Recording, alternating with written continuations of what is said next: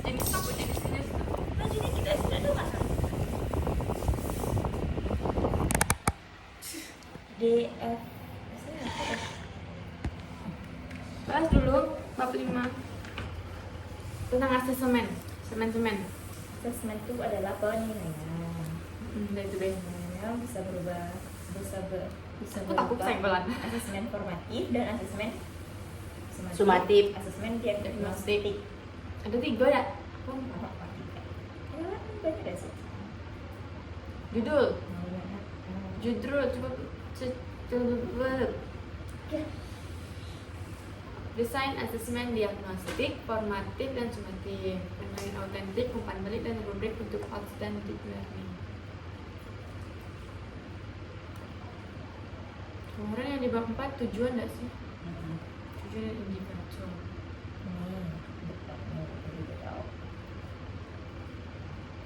Prinsip inti. Dalam kerangka OB, asesmen adalah mekanisme pembuktian ketercapaian tujuan melalui bukti yang relevan. Dalam deep learning, asesmen juga berfungsi sebagai penggerak belajar, memunculkan elaborasi, refleksi, dan transfer dari ilmu. Bukti belajar tidak hanya berupa tes akhir, tetapi juga proses kolaborasi, pembelajaran, refleksi, dan problem. 3 aturan praktis desain asesmen. Yang pertama itu mulai dari indikator.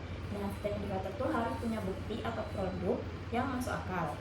Terus tentukan juga kapan bukti tersebut dikumpulkan sebelum diagnostik atau Diagnostik itu sebelum. Nah, selama proses pembelajaran itu formatif Formatif. dan sesudah proses pembelajaran itu Sumatif. sumatif. Terus tentukan juga kriteria kualitas, bisa berupa rubrik atau checklist. Nah, tentunya yang transparan agar siswa tahu standar keberhasilannya. Terus ada asesmen diagnostik. Asesmen diagnostik itu dilakukan sebelum pembelajaran untuk mengetahui kemampuan awal siswa. Contohnya tuh kayak pertanyaan pemantik, wawancara atau pretest gitu dah. Kayak Pretest. pretest. Pretest. Tuh, itu asesmen diagnostik. Formatif.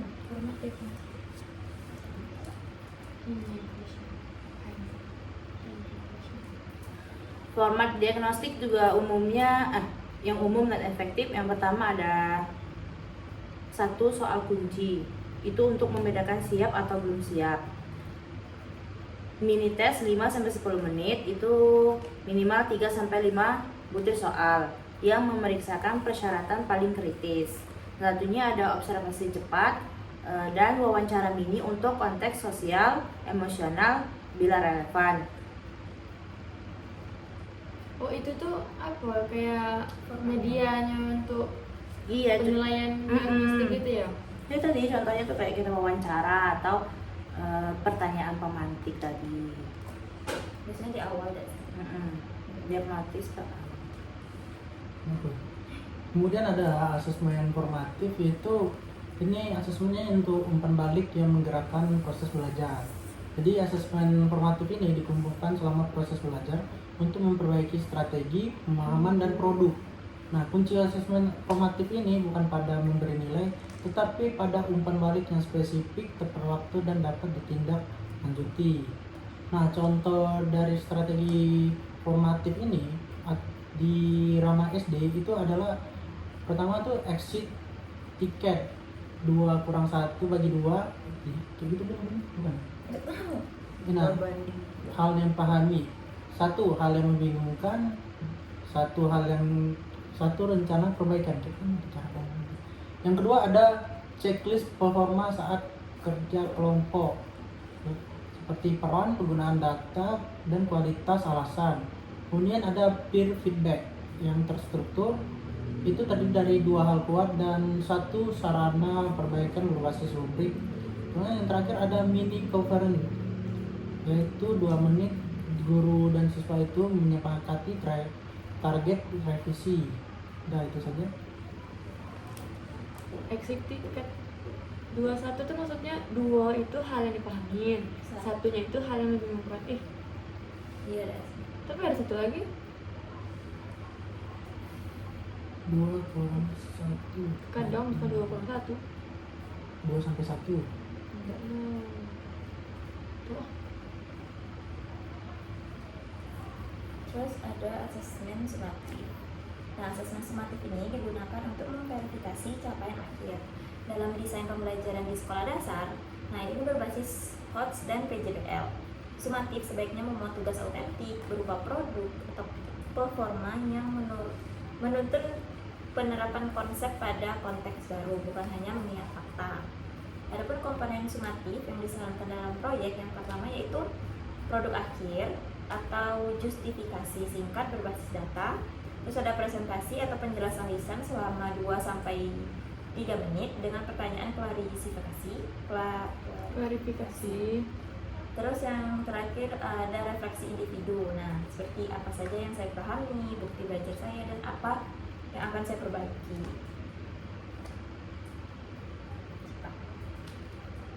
Terus juga ada penilaian autentik, itu berupa produk, proses, dan sikap belajar.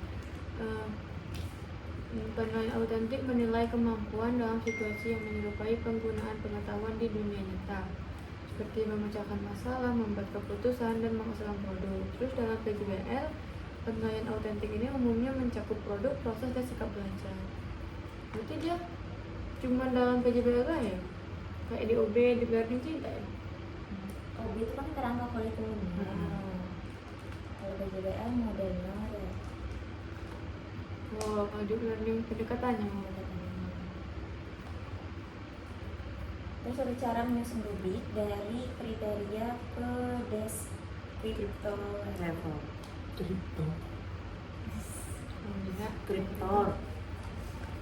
Rubrik adalah alat untuk mendeskripsikan kualitas. Nah, rubrik yang baik itu memuat standar kebahasaan transparan, memudahkan pembalik informatif, dan meningkatkan konsistensi penilaian. Langkah menyusun rubrik itu iya sih kayak gitu.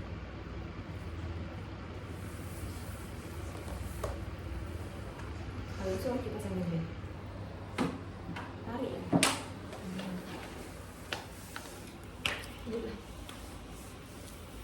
Langkah menyusun rubrik itu ada menentukan objek yang akan dinilai, ataukah produk, performa, atau proses, dan hubungkan ke indikator. Terus pilih 3-5 kriteria inti. Terus itu tentukan level, misalnya level 4 sangat baik, atau level 1 tuh perlu perbaikan kayak 4-1 gitu dah sih. Dari yang paling baik sampai yang paling buruk. Kan kayak di lapor-lapor tuh kan ada di bawah. Ya. Terus tuh tulis deskriptor per level yang membedakan kualitas, bukan sekadar bagus atau kurang. Nah, jadi di setiap penilaian tuh misalnya 4 sangat bagus, nah ditulis deskripsinya sangat bagusnya karena apa gitu. Alasannya ditulis. Ya, alasannya. Terus yang kelima ada uji rubrik dengan 2 contoh untuk cek konsistensi. Contoh kriteria rubrik produk kampanye seperti poster atau infografik. Nah, itu yang dinilai ada ketepatan pesan, terus itu kualitas bukti atau data, seperti relevansi, benar, dan dipakai untuk alasan. Terus kejelasan argumen, terus sama desain komunikasi, seperti keterbacaan, tata letak, dan visual. Terus ada validitas, keadilan, dan inklusi dalam asesmen SD. Nah, desain asesmen yang baik mempertimbangkan validitas, rehabilitas atau konsistensi, dan fairness atau inklusi. Prinsip praktis SD yaitu dapat memberi pilihan format respon atau teks singkat, gambar, berlabel, dan tulisan, selama tetap mengukur indikator yang sama.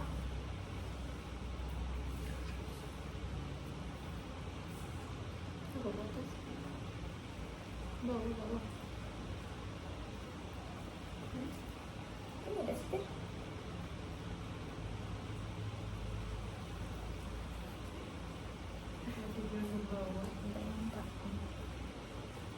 Bukan ya sih. Nah, itu tuh. Oh, ini workshop tuh apa? Oh, ini cara kerja bab 5. Oh, caranya itu. Itulah A sampai F Cina.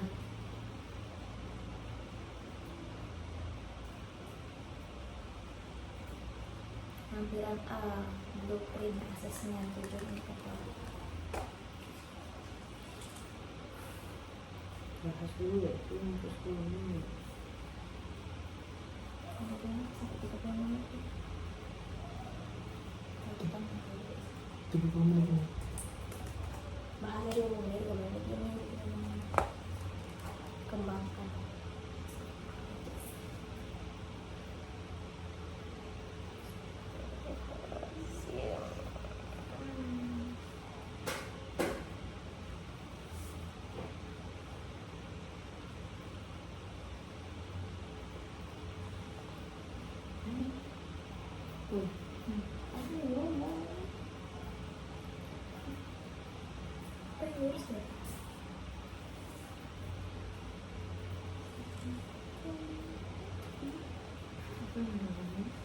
Pengertian asesmen.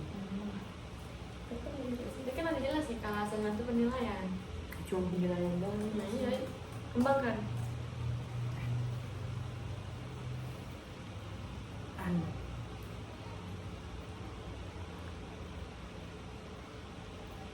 Asesmen itu penilaian, terus penilaian ini asesmen itu terbagi menjadi beberapa. Ada yang diagnostik tadi, ada yang formatif, ada yang sumatif. Nah, tiap asesmen itu posisinya beda-beda. Kayak diagnostik itu tuh sebelum pembelajaran dimulai. Terus kalau formatif itu selama proses pembelajaran. Kalau sumatif itu di akhir. Nah, asesmen tidak hanya menilai hasil akhir, tetapi juga memantau perkembangan belajar siswa secara berkelanjutan. Jadi secara sederhana, asesmen itu dapat menjawab pertanyaan kayak sudah sejauh mana siswa memahami dan mencapai tujuan pembelajaran tersebut. Terus tujuan asesmen yang pertama mengetahui pencapaian kompetensi siswa, memberikan umpan balik atau feedback kepada siswa, membantu guru memperbaiki strategi pembelajaran, menentukan tindakan lanjut atau remedial, dan sebagai dasar penilaian dan pelaporan hasil belajar siswa. Ada juga peran asesmen dalam deep learning. Yang pertama itu asesmen itu mendukung pembelajaran deep learning melalui elaborasi konsep, refleksi pemahaman, transfer pengetahuan ke situasi baru. Terus tuh ciri-ciri asesmen deep learning yang pertama itu menuntut penalaran, berbasis masalah nyata dan tidak sekedar hafalan saja. Terus ada juga prinsip-prinsip asesmen. Nah, agar asesmen itu efektif, harus memenuhi prinsip yang pertama, valid sesuai dengan tujuan pembelajaran. Yang kedua, objektif, tidak dipengaruhi oleh subjektivitas lainnya. Yang ketiga, adil, tidak merugikan pihak tertentu maupun pihak siswa atau pihak guru.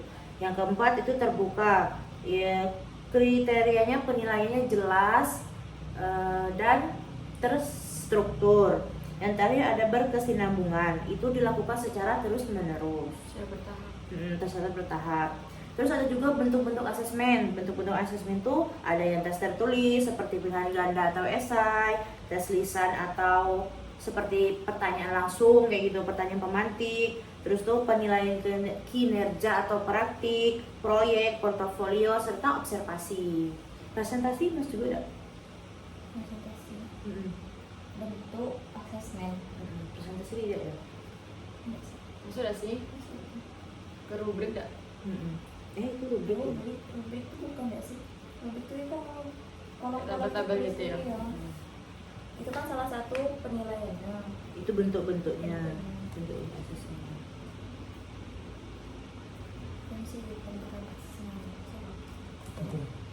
Nah, kemudian ada pada fungsi asesmen ini, asesmen bagi guru itu ada satu itu mengevaluasi metode belajar, kemudian ada pada mengetahui kesulitan umum bagi siswa. Nah, ini biasa terlihat pada asesmen diagnostik di mana kesulitan awal itu terdeteksi, kemudian pada memperbaiki awal strategi pembelajaran ini adalah fungsi yang ketiga, dan terakhir itu ada menentukan diferensiasi pembelajaran. Nah, itu saja. Terus ada peran asesmen dalam pembelajaran modern. Dalam pendekatan pembelajaran abad 21, asesmen tidak hanya mengukur hafalan, tetapi juga kemampuan berpikir kritis atau HOTS, kreativitas, kolaborasi, dan komunikasi. Di mana guru dituntut untuk merancang asesmen yang autentik dan konseptual agar siswa benar-benar menunjukkan pemahaman, bukan sekedar mengingat materi saja.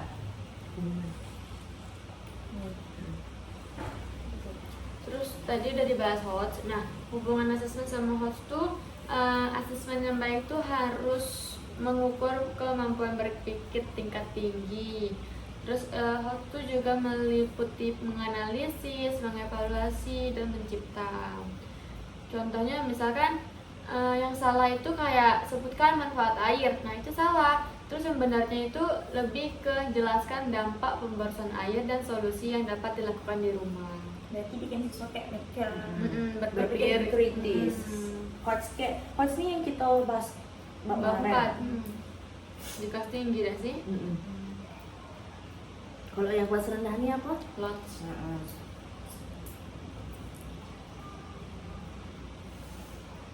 Nah, lanjut deh kita membahas lampiran. Kalian? Nanti gimana? Itu masih 16 menit. Bakal lagi. Ini tadi yang di atasnya masih banyak. Masih prinsip kesalahan. Asesmennya di setiap kurikulum beda-beda atau nggak, Bu? Ini beda lah. Asesmen struktur dulu. Beda lah, Cip. Bentuk-bentuknya yang beda atau sama baik? Bentuknya beda, Formatnya? tapi tuh isinya ada sih yang beda. Kayak misalnya tes tertulis, pasti isinya beda. Tapi asesmennya sama dong berarti. Bentuknya, bentuknya. Bentuk-bentuknya yang beda kan? Nah, ada pun kesalahan umum dalam membuat asesmen, yaitu hanya menilai hasil akhirnya saja, tidak pada prosesnya. Terus logik tidak jelas, terus penilaian secara subjektif, artinya subjektif. Hah? Mana? Penilaian subjektif. Penilaian subjektif. Fokus ke satu siswa. Iya, ada. Dia penilaiannya tuh kalau misalnya tuh di satu siswa tuh dia lebih tinggi dia manahannya, ya kan? Entah mungkin dia sama murid ini lebih senang gitu, jadi nilainya lebih tinggi gitu. Pilih kasih gak sih? Iya. Ada loh tapi emang guru kayak gitu tuh. Kayak misalnya dia pintar matematika. Itu yang dibangga-banggakan tuh. Kadang ada juga yang kayak entah anaknya, entah saudaranya. Orang dalam. Tuh terus yang juara satu kadang. Enggak tuh terus yang juara meskipun enggak juara satu. Terus kesalahan yang selanjutnya ada umpan balik terlalu umum, kayak tadi cuman komentar bagus, tidak bagus. Terus asesmen tidak sesuai dengan tujuan pembelajaran. Nah, sebaiknya asesmen itu sesuai dengan tujuan pembelajaran agar tidak membingungkan gitu ya sih. Iya lah, karena yang pelajari kan harus sama dengan asesmen. Jadi buat sesuai dengan struktur pembelajaran, tidak campur.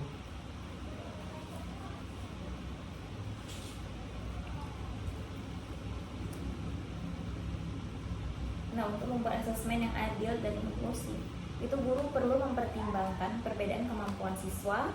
Jadi, misalnya kemampuan siswa berbeda, berarti asesmen juga berbeda. Terus, ya, Beda Mungkin gimana? dinilainya tuh ada prosesnya. karena siswa tuh kemampuannya kurang di sini kan, dia jadi agak dikasih misalnya dia lemahnya enggak di situ dah. Dia tidak bisa, gagal, mungkin dikasih keringanan gitu di bagian penilaian gitu. Oh, memperhatikan kriterianya, memperhatikan kemampuannya. Terus mempertimbangkan juga gaya belajar siswa serta kebutuhan khusus. Ada pun strategi yang perlu Diberikan. diberikan kepada siapa? Kepada guru. Diberikan dulu strategi yang diberi supaya pembelajaran Agar asesmen agar asesmen adil itu dan inklusif. Itu pilihan cara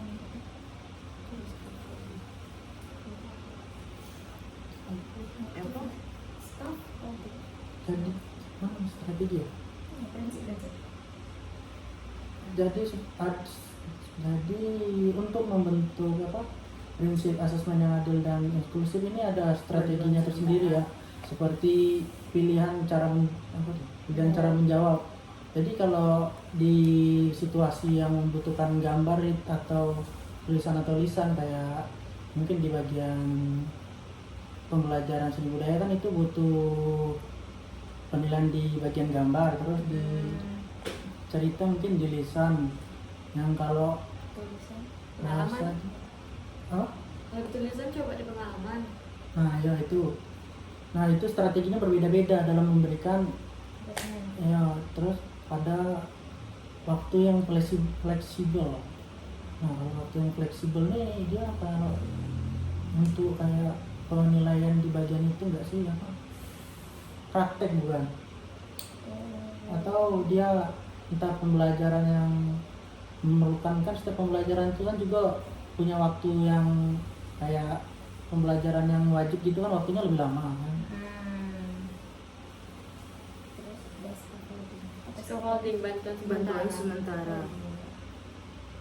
Kayak Bantuan yang diberikan guru kepada siswa untuk membantu mereka menyelesaikan tugas atau memahami konsep untuk yang belum dapat dilakukan secara mandiri gitu. Nah. Oh, jadi guru memberikan bantuan kepada siswa itu. Scaffolding. Oh ini scaffolding. Nah ya, bantuan ini dilakukan bukan kayak ini tapi secara bertahap gitu, seiring dengan kemampuan siswa.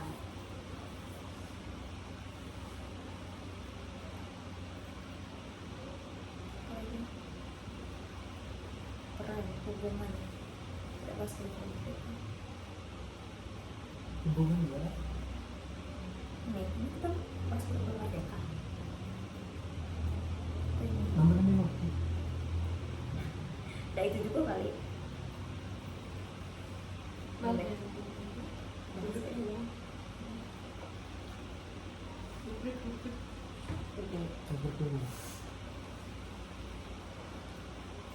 Rubrik itu dalam pembelajaran juga punya peran. Rubrik itu dapat bantu siswa memahami standar keberhasilan mereka itu apa gitu. Nah, terus juga membantu guru menilainya lebih objektif, terus juga konsisten dalam penilaian, terus memudahkan feedback yang formatif gitu. Nah, umpan balik secara selama proses pembelajaran gitu atau secara langsung lah. Terus rubrik itu juga kebagi jadi dua. Kalau rubrik holistik dan analitik. Analitik itu per kriteria, berarti menyesuaikan kriteria siswa. Tapi kalau rubrik holistik itu keseluruhannya. Contoh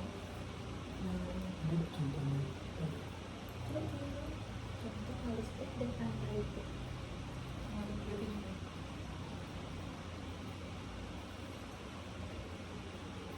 Contoh.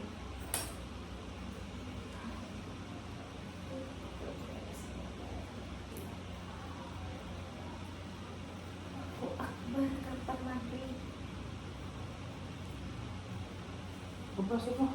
Masuk, dan karena ada minuman di situ kok bilang udah bakso ya.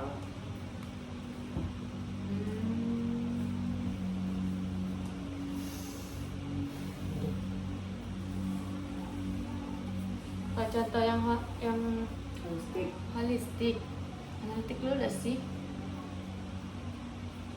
sama presentasi kamu.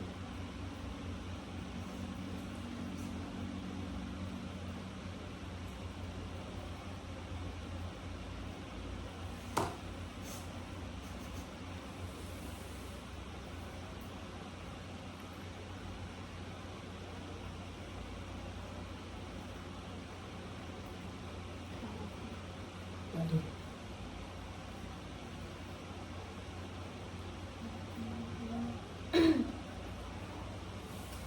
Jadi rubrik holistik tuh keseluruhan kan intinya. Kalau analitik itu penilaiannya per aspek gitu ya, Per kriteria. per kriteria.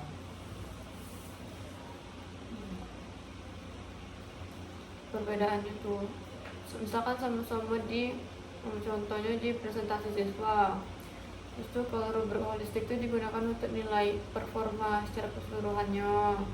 Sedangkan rubrik analitik tuh menilai setiap aspek secara terpisah. Tapi lebih rinci dan informatif gitu. Oh jadi kalau misalnya orang tuh kan tadi dibilang contohnya kayak presentasi gitu lah.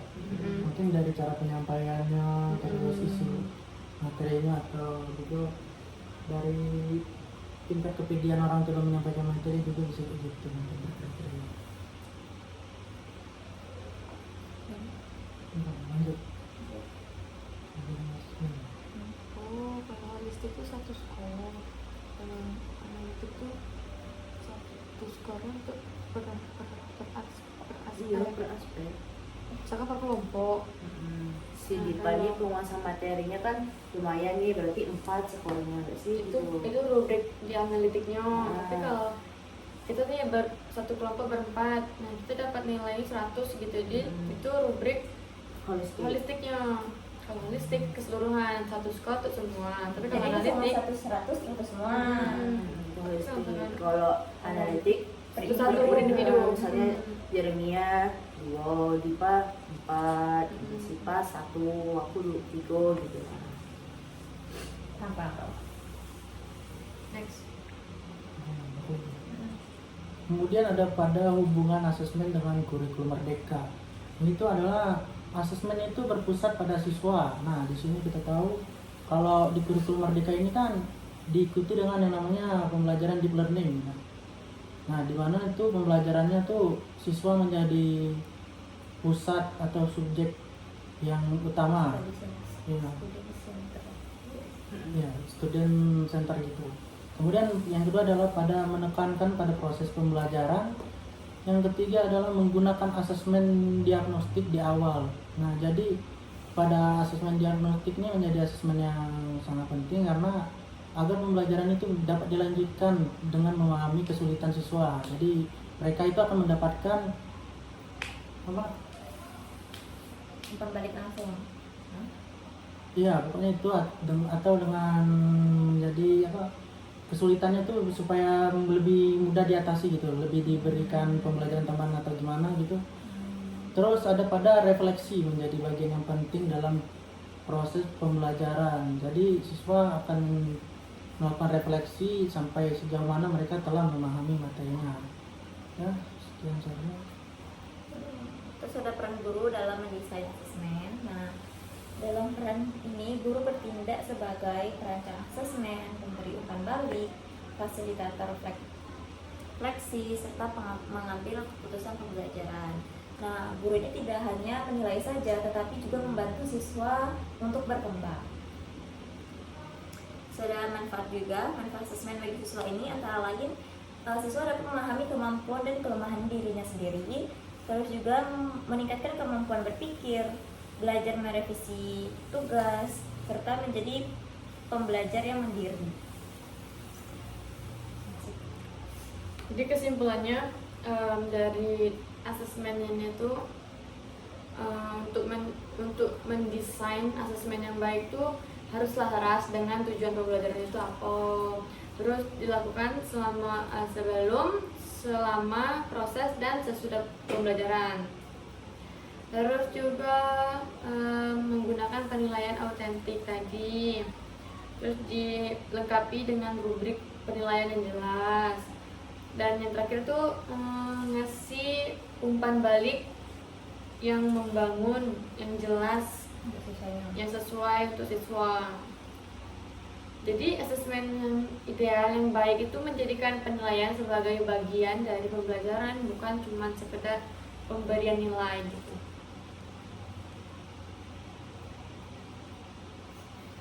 Ya, lanjut ke lampiran.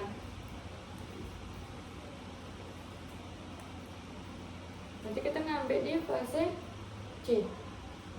Fase C itu ada tuh. Ya, 4. Fase mana?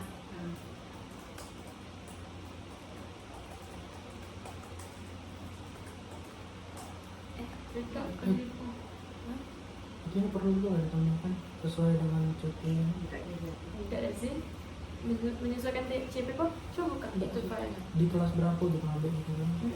Jadi kalau aku pula Oh, materi kemarin CPTP-nya ada? Udah. Tulis. Oh.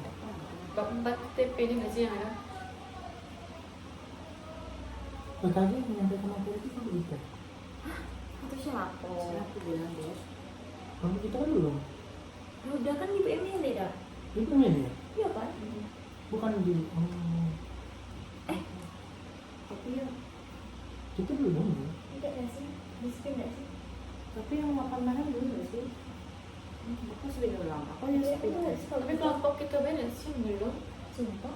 Ya maksudnya Kelompok kelas kita B yang kemarin cuma satu kelompok. Tapi kan Kelas lain 2 kelompok ada sih. change kenalnya lumayan besar loh untuk kita. Beda sih tinggal baca beda. Gitu. Terus tinggal komentar sedikit. Kalau kemarin tuh yang baca cuma satu orang tuh beda ada sih beda-beda. Tapi kan kalau kemarin tuh orang tuh dilangkah-langkahin. Tidak semua lampiran dibaca. Iya, tapi kan yang bagian lampiran ini kan ada yang nilai kelompok tuh nah. Kamu enggak? Oh iya. Itu kan Iya. Kemarin aku baca tidak? Enggak ada sih. Kemarin di bab 3 udah aduh. Cuma di bab 4 ya sih. Kamu di situ baik. DFS-nya apa sih?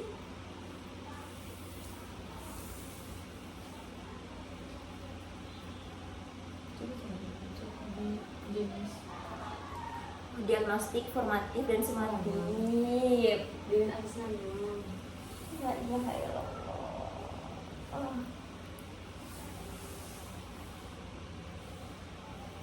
Kita cari enggak sih program mana?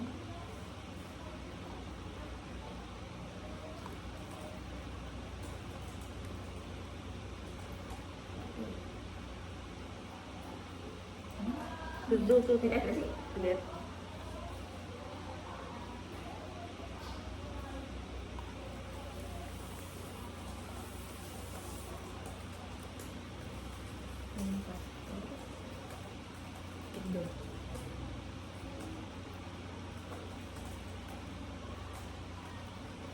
Siapa kau?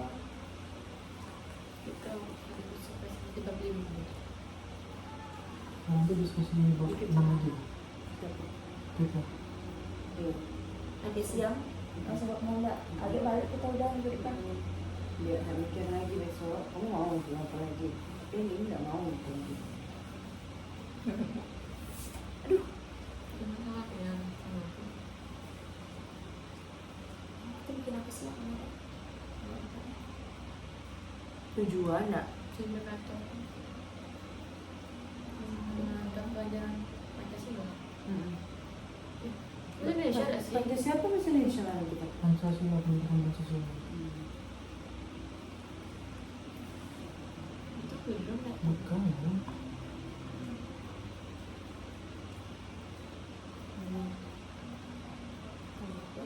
Yang di grup.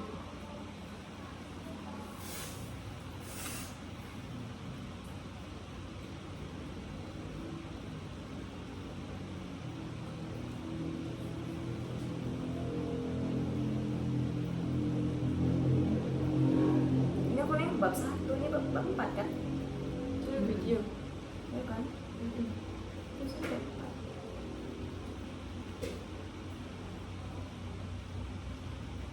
Iya, Pan.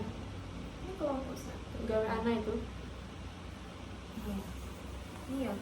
Iya. Atas. Iya itu dah sih. Ini Atas. Atas. Itu. PDF ini. versi kosong nih. Coba ketekan ya. Apa ya? Itu bukan. Kan? Iya, enggak. Sabar. Nah, Proyek di lampiran bab 5 Ih, di kan lampiran bab Pancasila. 5 itu kita ngambil tujuan pembelajaran dari sini sih. Ini bukan Pancasila. Mana ngerti? Tujuan atau indikator bab 4.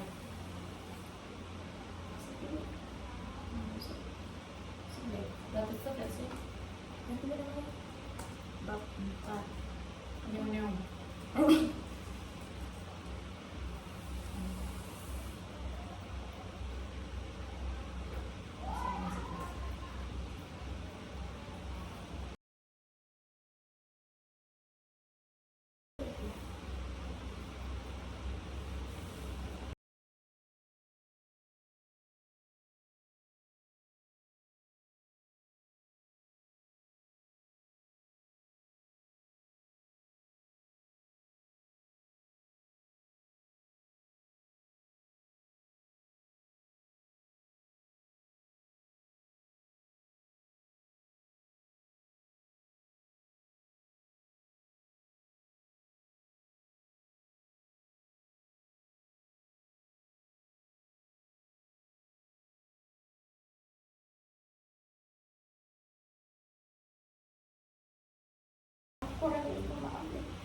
Minum, guna minum.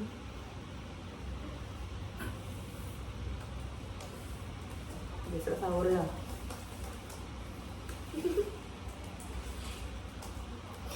Kamu sudah ada bilang Gimana nggak bilang? ini Beli apa deh? Sudah lah, lagi pakai potongannya.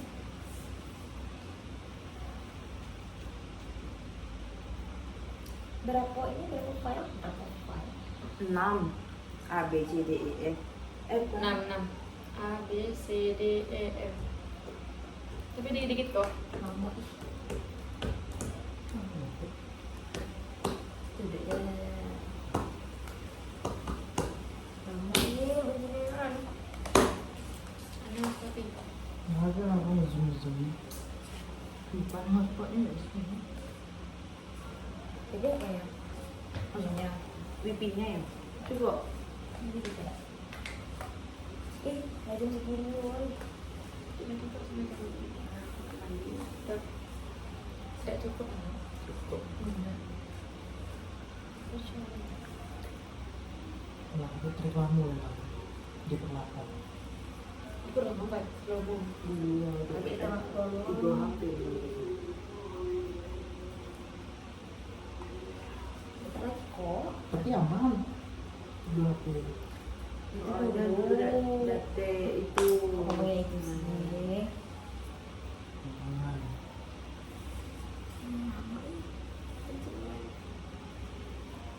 Kalau kayak gini, refresh ya. Ah, ini.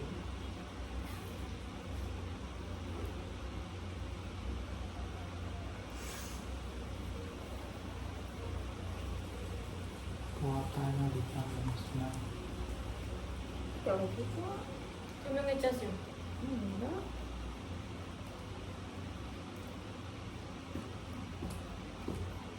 Tidak ada kelihatan seperti itu. Oke aja.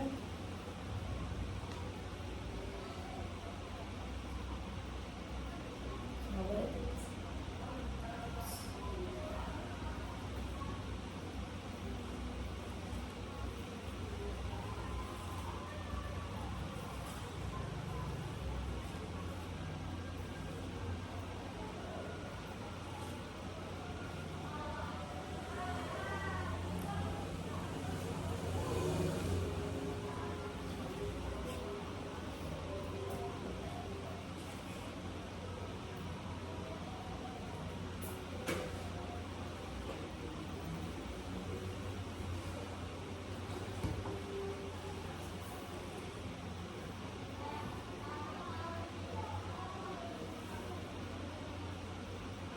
Kalau gitu aja nanti kita lakukan.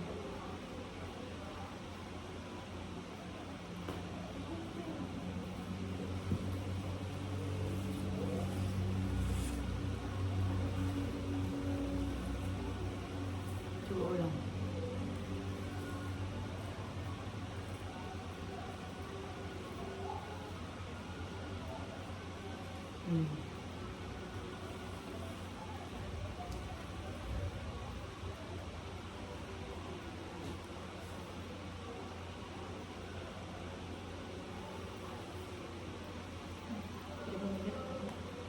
Hah? 5 menit potong. Iya, Cuk. Ya, kok? Ini di mana? Itu banyak jam. Lagi orang. Iya ya. Bagian di pawai gitu.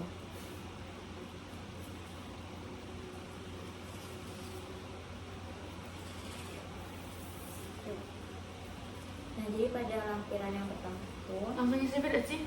kami mengambil kelas 5. 5 dengan kelas 5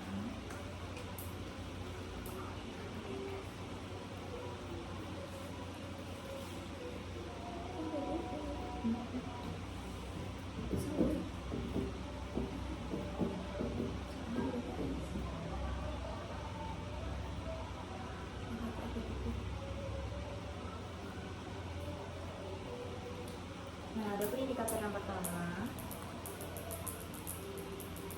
itu mengidentifikasi tema apa?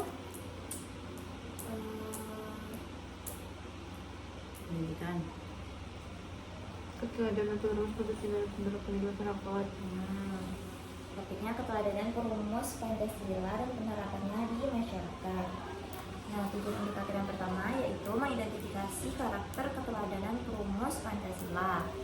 Nah, itu Ini termasuk jenis asesmennya itu ada diagnostik Diagnostik. karena di awal pembelajaran. Terus berupa instrumennya berarti tes pembelajaran terus. kayak pertanyaan pemantik gitu, wawancara. Kriterianya ketepatan menyebut karakter Perumus Pancasila tadi. Terus yang kedua menjelaskan asal karakter berdasarkan tokoh sejarah. Ini asesmen formatif. Sama proses pembelajaran. Ya, tesnya berupa bukti belajaran berupa jawaban tertulis. Ada tertulis. ya. Adapun instrumennya yaitu LKPD, lembar kerja peserta didik. Terus kriteria atau rubrik nilai itu kesesuaian dengan sumber. Sesuai dengan materi yang di itu Ya, kan. sesuai dengan materi tokoh sejarah itu loh, siapa gitu. Nah, sesuai dah dengan jawaban dia. Terus ada menganalisis, yang ketiga menganalisis perilaku masyarakat sesuai atau tidak sesuai. Ini juga asesmen formatif. Bukti belajarnya ada tabel analisis. Terus instrumennya itu observasi dan checklist. Observasinya ini berupa menganalisis, berarti siswanya pergi langsung ke masyarakat gitu ya, Ya, turun melihat lapangan. yang Sekitarnya lah pokoknya, jangan jauh-jauh. Yang ada tuh bapak tuh bilang sih ke kantor desa SD bapak ibu. Ada tuh pelajaran apa tuh? Terus Oh, kriterianya tuh siswa menggunakan alasan yang logis, yang masuk akal. yang masuk akal gitu. Jadi kayak misalnya PRT, apa sikap perumas Pancasila tuh apa gotong Tanggung jawab, gotong dapat royong. dipercaya. Nah, Dapat dipercaya. Iya, Secara apa yang tidak tidak dapat dipercaya. apa yang tidak dapat dipercaya benar. Oke, next. Ada 5 ya kita. Terus memberi contoh perilaku nyata di perilaku masyarakat. masyarakat. Ini juga asesmen formatif. Terus nanti diberikan kasus, terus diskusi kelompok, terus kriteria penilaiannya itu Itu dulu bisa. relevansi. Enggak ini mana digesek daripada naik turun itu. Kotaknya ini nah. Ya gua nanti atasnya enggak tadi. Lanjut. Itu yang terakhir itu merancang rencana aksi keteladanan. Asesmennya asesmen Sumatif. berarti di akhir dah. Terus bentuknya berupa laporan atau poster. Terus ada tugasnya itu berupa rubriknya berupa produk Produk bisa nyatanya. Bisa kayak poster, dan produk itu Oh, dikumpul. laporan gitu kan. kriterianya ada kejelasan langkah dan Langkah-langkah kerjanya gimana gitu. kejelasan pada posternya misalnya tidak. Next 5A, 5A, 5B. Turunin. Yang putih.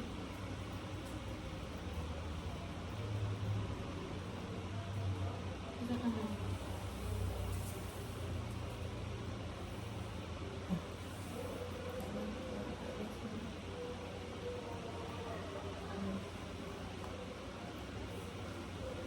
Oke.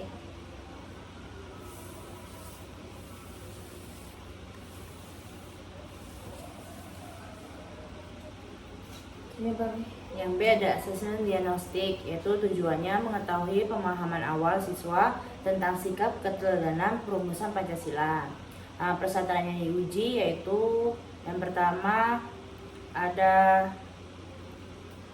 stimulasi. Syarat yang diuji itu pengetahuan dasar ya. apa dari Pancasila. Yang pertama tuh ada stimulasi atau stimulus atau tugasnya, yaitu siapa perumus Pancasila yang kamu ketahui. Misalnya kayak pertanyaan tugas-tugas gitu, soal-soal. Terus Diagnostik berarti awal nggak? Kayak kuis. Kayak kuis lah jatuhnya. terus jawaban idealnya, terus dia tuh sudah kita tanya tadi langsung, jawabnya nggak dijawab, jawab dengan Jawaban yang benarnya itu Ah. secara lisan, itu tuh jawaban yang benar itu menyebutkan tokonya siapa. Terus ada indikasi kebutuhannya. Tidak mengenal tokoh. Berarti indikasi kebutuhan. Berarti indikasi kebutuhan ini kebutuhan siswanya. Berarti siswa tersebut misal jawaban ideal kan, jawaban idealnya menyebut nama tokoh. Tapi misal siswanya punya kebutuhan lain, kayak kurang nyambung atau kayak mana, nah siswanya bakal jawab tidak mengenal tokohnya. Tidak tahu gitu ya. Ya kayaknya. Enak sih. Itu Indikasi kebutuhan itu misalnya orang tuh tidak tahu, jadi karena tidak tahu orang tuh apa? Gimana itu? Kayak kekurangannya gitu dah sih. Udah disuruh nyebutin tokoh-tokoh perumus Pancasila, mereka nggak tahu nih. Nah itu kekurangannya gitu loh. Itu nanti indikasi kebutuhan itu tuh yang untuk dievaluasi, untuk direvisi gitu loh dah sih. iya kayak gitu. Terus yang kedua ada menyebutkan contoh-contoh sikap tokoh bangsa. Itu tadi jawabannya yang ideal seperti musyawarah atau toleransi. Terus tuh yang kebutuhannya yang tidak memahami nilai-nilai Tadi yang tadi tokoh bangsa. Sikap baik tadi. Berarti ada 5 soal yang kita buat ya. Yang ketiga terus ada arti toleransi itu apa gitu ya. Terus dijawablah yang ideal itu dengan penjelasan sederhana. Sedangkan yang berkebutuhan ini salah memahami konsep tentang toleransi tersebut. Yang keempat ada penugasan contoh sikap menghargai orang lain.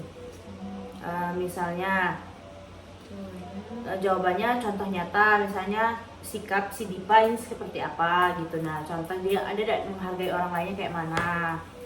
Terus tuh indikasi kebutuhannya jawaban umum. Jawabannya terlalu umum. Berarti jawabannya tidak menyebutkan contoh gitu. Iya. lagi.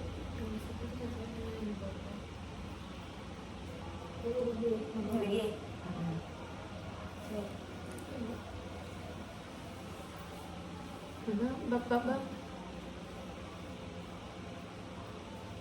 Gede itu gede.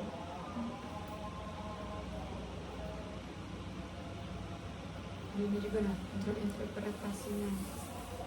Ada baca tak? Baca.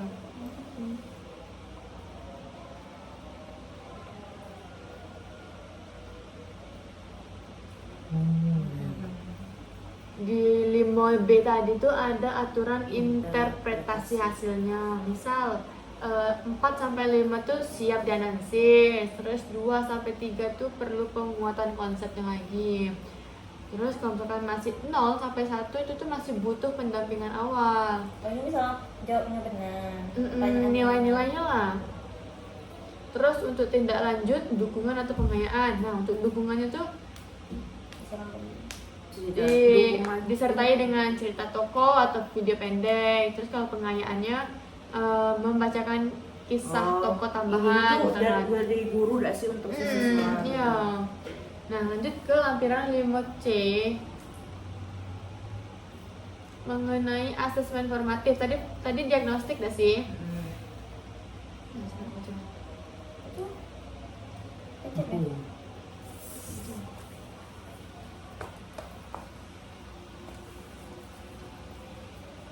Kemudian pada lampiran 5C yaitu mengenai asesmen formatif. Jadi pada kegiatan ini kita tuh akan membuat kegiatan untuk menyusun daftar karakter tokoh. Kriteria keberhasilannya itu bisa seperti menyebutkan minimal 2 tokoh karakter dengan benar. Nah umpan baliknya itu dapat seperti kamu tuh sudah dapat menyebutkan sikap musyawarah, ditambah lagi dengan penjelasan dari tokoh mana yang sikap itu berasal. Nah kemudian yang itu itu besar ya. Sama berarti di lampiran 5C ini kita minimal menyebutkan 2 cek formatif gitu loh sih. Ya, nomor 2. Minimal 2. Ini 2. Oh jadi pada cek formatif ini kita yang seperti yang dibilangnya tadi itu punya 2 kegiatan untuk menilai kemampuan siswa. pada tahap formatif ini sudah sampai mana. Nah, yang pada yang kedua itu kita itu dapat membuat kegiatan seperti mengisi tabel analisis perilaku masyarakat. Nah, jadi pada bagian ini nih cukup relevan ya. Kemudian di kriteria keberhasilannya itu dapat seperti memberikan alasan logis pada setiap contoh. Kemudian ada yang terakhir itu adalah feed forward atau umpan baliknya, yaitu contoh perilakumu itu sudah tepat, tapi jelaskan mengapa perilaku tersebut sesuai dengan nilai Pancasila. Itu agar analisis siswa itu dapat dinilai kuat atau tidaknya gitu. Berarti umpan balik dari guru ya. Ya. Kalau kriteria itu untuk siswanya, untuk dia berhasil kriterianya gimana gitu tidak sih? Udah? Lanjut ke 5D tentang sumatif. Asesmen sumatif. Adapun TP atau indikator yang diukur yaitu merancang rencana aksi penerapan siswa keteladanan. Terus ada konteks masalah. Nah, di masyarakat masih terdapat perilaku kurang peduli dan tidak menghargai perbedaan. Siswa diminta merancang aksi nyata berdasarkan nilai keteladanan Promos Pancasila. Perintah tugasnya yang pertama yaitu pilih satu sikap keteladanan. Jelaskan masalah di lingkungan sekitar. Yang ketiga, rancang aksi nyata yang dapat dilakukan. Berarti ini kayak soal studi kasus gitu ya? Kayak soal cerita jatuhnya. Terus ada produknya yaitu laporan berupa 1 halaman Atau bisa juga jadi kayak poster gitu. ya, poster aksi nyata. Terus ada pula kriteria sukses atau tidaknya. Kriteria keberhasilan. Ya, yang pertama itu memuat kurang lebih 2 sikap keteladanan. Lebih. Kurang lebih. Tidak. Lebih dah tuh. Lebih dari. Lebih dari 2. Iya, lebih dari 2 sikap keteladanan. Ada lebih dari 2 gitu. Alasan logis. Terus itu memuat lebih dari 3 langkah aksi. Terus menggunakan bahasanya sudah runtun, terstruktur. Terus ada lampiran 5E yaitu analisis analitik Rubrik analitik produk SIPA. Yang pertama tuh nama produknya, misalkan kayak rencana aksi keteladanan Pancasila nih. Nah, ini apa nih? Skala perbaikannya 4 sangat baik, 1 perlu perbaikan. Berarti 4 sampai 1. Nah, untuk kriterianya itu yang pertama ini berarti ada 4 sampai berarti 4 ya? Oh, ini kriterianya. Kalau kriteria yang pertama tuh ketepatan nilai misalnya. Nah, kalau 4 itu sangat tepat atau lengkap. Terus kalau 3-nya itu cukup tepat. Kalau 2 itu sebagian benar atau sebagian tepat. Kalau yang satunya tidak sesuai atau tidak tepat. Terus kriteria yang keduanya kayak analisis masalah. Kalau yang kriteria 4-nya, skala 4-nya itu logis dan jelas. Skala 3-nya itu cukup logis. Kalau skala 2-nya kurang jelas. Skala 1-nya tidak ada analisis atau tidak ada kejelasan. Terus tabel yang ketiga bisa kita isi dengan rencana aksi. Untuk skala keempatnya lebih dari 3 kali langkah lebih dari 3 langkah yang jelas dan realistis. Terus skala 3-nya itu langkah yang cukup jelas misalkan. Terus skala 2-nya itu langkah terbatas, dan skala 1-nya itu bisa tidak jelas. Terus yang kriteria keempatnya bisa kita isi dengan komunikasi. Kayak skala 4-nya penilaiannya bisa berisi tentang runtut dan mudah dipahami. Terus skala 3-nya cukup runtut, skala 2-nya kurang rapi atau kurang mudah dipahami. Skala 1-nya sulit untuk dipahami. Kriteria ini bahas. Kriteria penilaian enggak sih? Ini sesuai dengan ini enggak sih? Ini bukan komunikasi berarti pakai arti bahasa. Dasar runtut. Iya. Bisa kan? Jadi kan tadi kita masih misalkan. Nanti kita bisa divisi lagi. Lampiran yang terakhir 5F. Kenapa? Sampai yang terakhir itu ada 5F tentang rubrik proses, Contoh. yaitu checklist kolaboratif dan tanggung jawab. Yang pertama ada aspek mengambil peran dan menjalankan tugas kelompok. Misalnya siswa ini aktif tidak berdiskusi kelompok. Kalau aktif itu di checklist di tabel iya. Terus yang kedua ada menggunakan bukti atau data saat berpendapat. Terus aspeknya itu menggunakan alasan saat berpendapat. Nah itu tuh sudah sesuai dengan aspek proses apa belum? Kalau sudah itu dicentang juga di pada bagian iya. Yang ketiga itu menghargai pendapat teman. Nah itu sudah termasuk belum dalam rubrik proses. Kalau sudah dicentang iya. Yang ketiga ada, yang keempat ada merevisi berdasarkan masukan. Itu juga dicentang dalam rubrik proses. Yang terakhir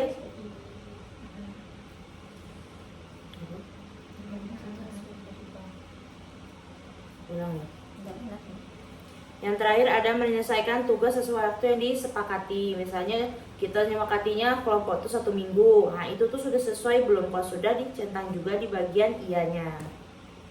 Ini bukan untuk kelompok kita. Kayak Itu belum sesuai sih. itu kan untuk guru semua nggak sih? Oh, Guru ambil alih semua nak. rubrik. Mendengar dan merespon teman dengan sopan.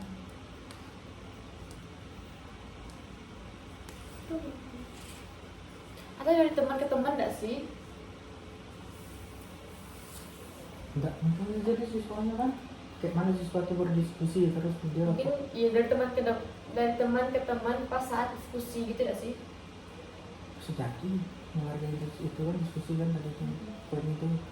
Tugas A berupa asesmen. Ini tugas F. Ternyata revisi berbasis bukti. Habis. Itu kita ada sih. Gitu dia sih yang nengoknya. Jadi kita.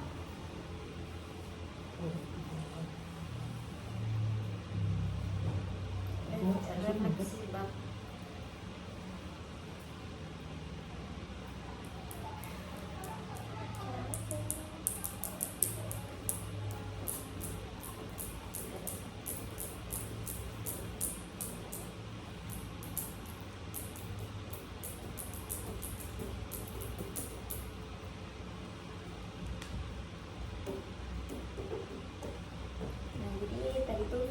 Kami jelasin tentang lampiran bab 5, tugas bab 5 tentang asesmen dan rubrik penilaian. Ada sih. Penilaian autentik. Ya. Berarti tujuan indikatornya menyelesaikan dari bab 4. Bab 4 sebelumnya. Bab sebelumnya. Terus ada 6. ada Sampai 6 lampiran yang terdapat di bab 5 dan tadi sudah kami bahas semuanya.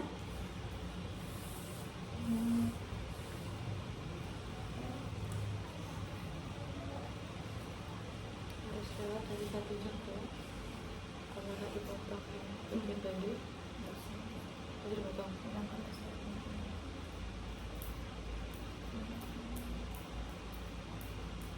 Nah, jadi kayak kesimpulannya asesmen itu adalah penilaian yang dilakukan guru selama proses pembelajaran, sebelum proses pembelajaran, selama proses pembelajaran dan sesudah proses pembelajaran.